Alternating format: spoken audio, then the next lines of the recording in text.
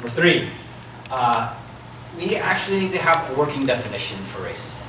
You know, I think that sometimes in order to get any kind of movement forward, we need to take a step back and actually reframe the conversations that we're having.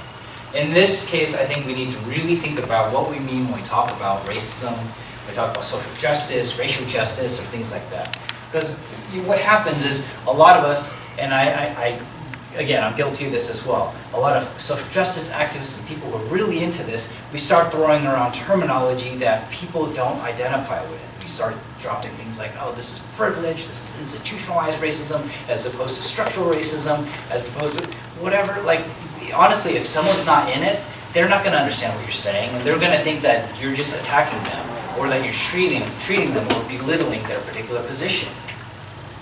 A search on Google, it really doesn't help that much, because when you say, oh, okay, Google, define racism.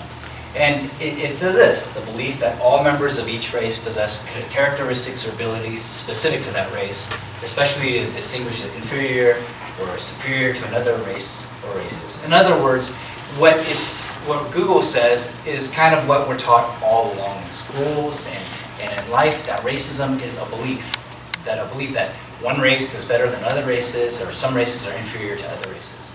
But as a person of color, I'm not up against beliefs in my day-to-day living. I'm up against systems. I'm against a system that treats certain people unequally. And so that our greatest struggles for equality don't really necessarily come from fighting an ideology. And it's important to express that in addition to a belief, racism is also a structure, a social system in which some people have more opportunities or less opportunities precisely because of their race. Or some people are treated better than others because of their race. That's a more, effective, nuanced, and personal definition of racism. In other words, it's a system of inequality, and it's based on race, right?